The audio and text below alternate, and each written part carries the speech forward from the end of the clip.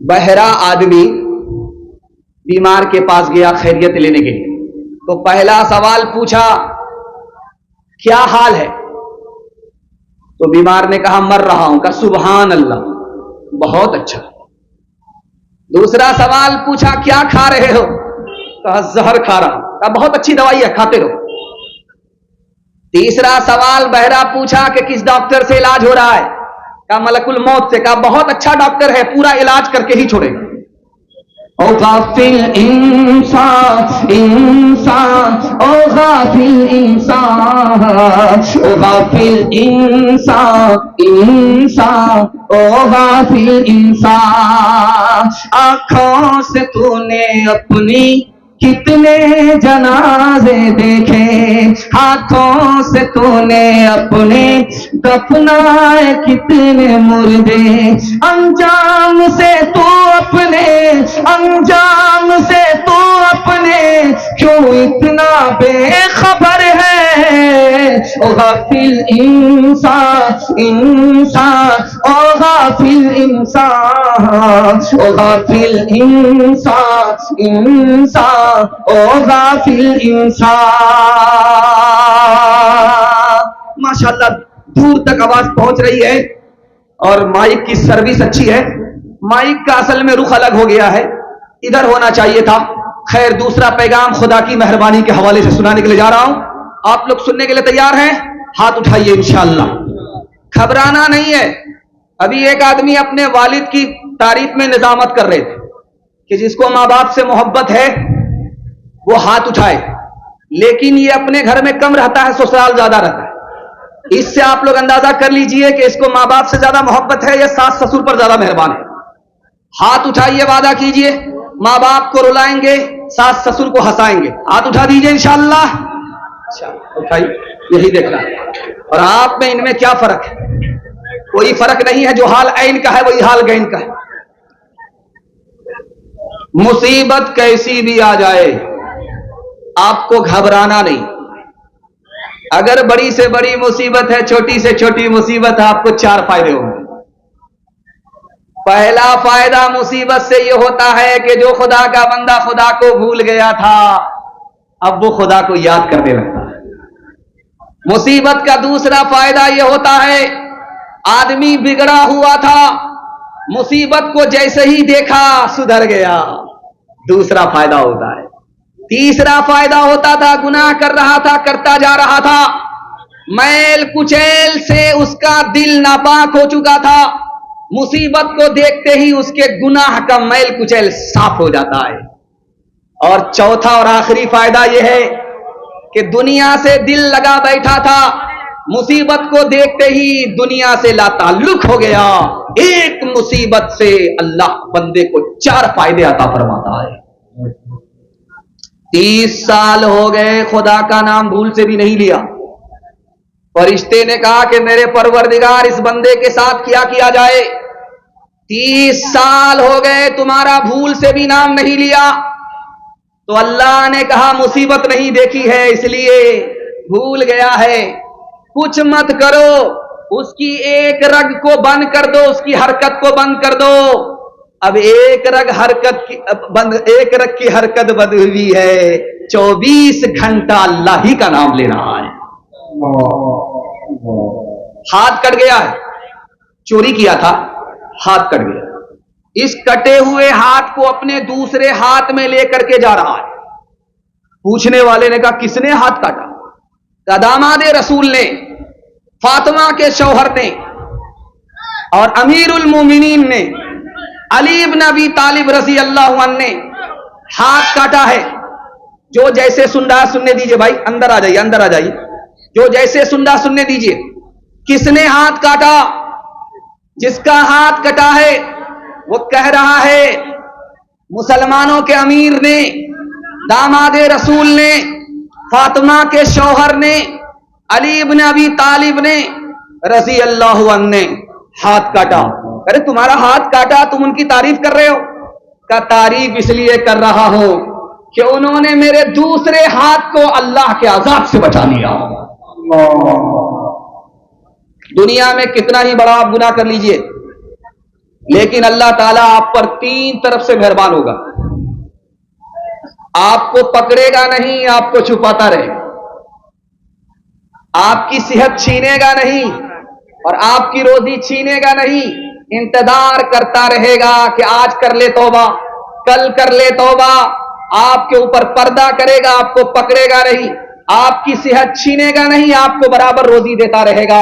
एक खुदा की इतनी बड़ी नाफरमानी और खुदा 4 तरफ से मेहरबान होता है। डॉक्टर के यहां मरीज आया, बोला कि आपकी दवाई से मैं ठीक हो गया। तो डॉक्टर बोला कि हम कौन होते हैं ठीक करने वाले, ठीक करने वाला तो खुदा है, उसकी मेहरबानी से ठीक हुए हो। तो मरीज बोला जब खुदा की मेहरबानी से ठीक होते हैं तो आप फीस क्यों नहीं छोड़ते? एक मिसाल पर पैगाम खत्म कर रहा हूं।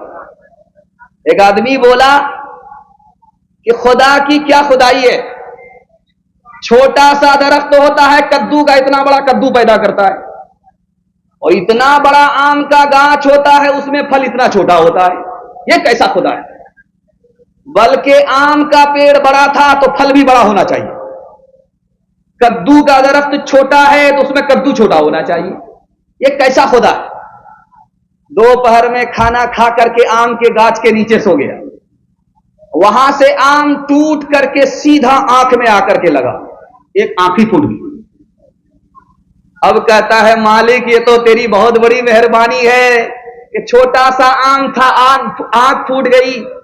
अगर आम के दरख्त में कद्दू के बराबर फल होता तो सर चकनाचूर हो जाता।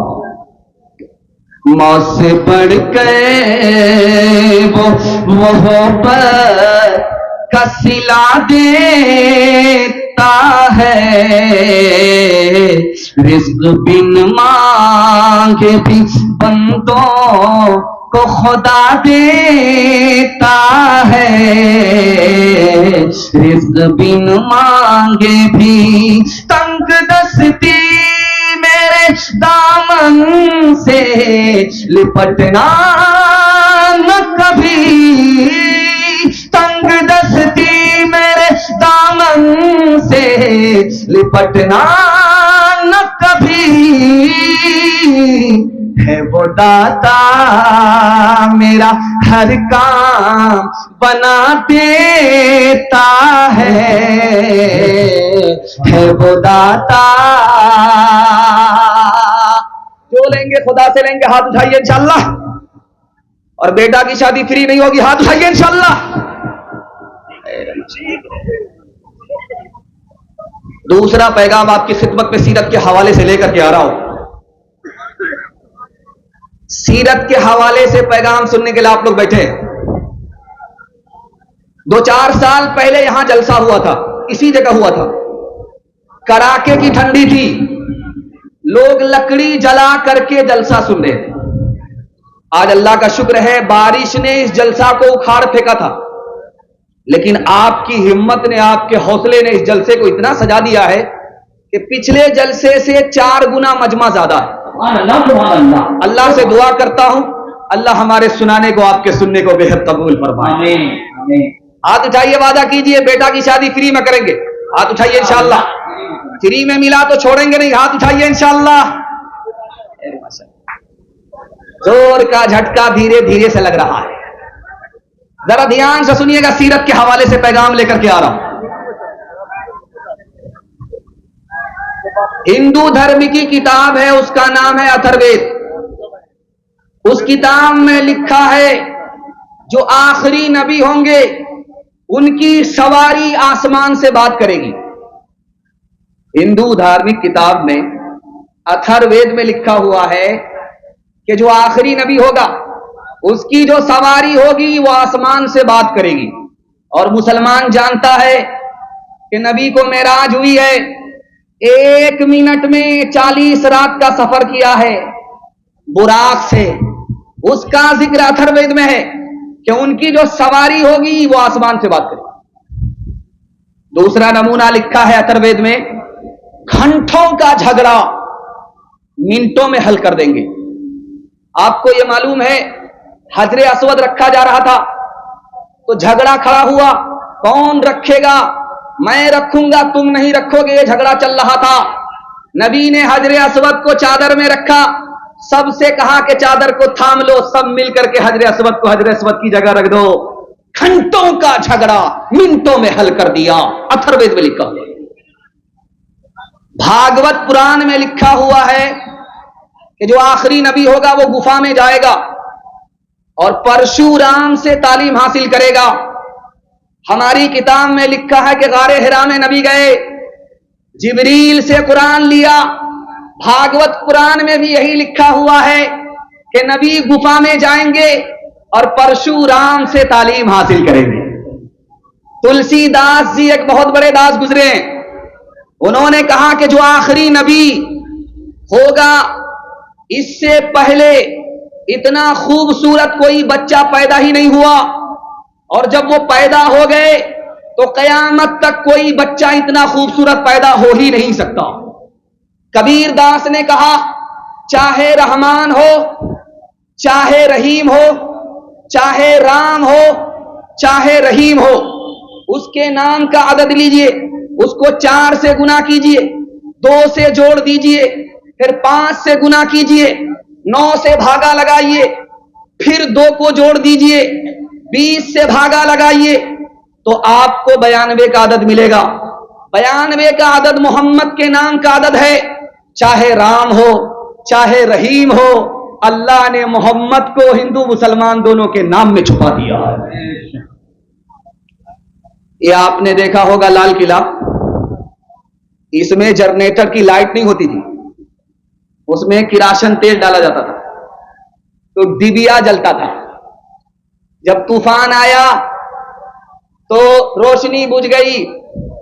अकबर की आंख खुली तो देखा कि अंधेरा ही अंधेरा, हाथ भी नजर नहीं आ रहा था।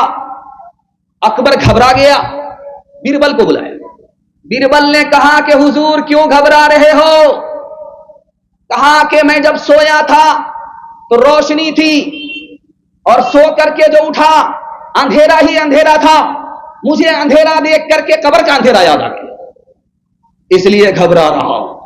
बीरबल कितना बड़ा आशिक रसूल था, सुनाने के लिए जा रहा हूं, इस पर पैगाम को खत्म कर रहा हूं।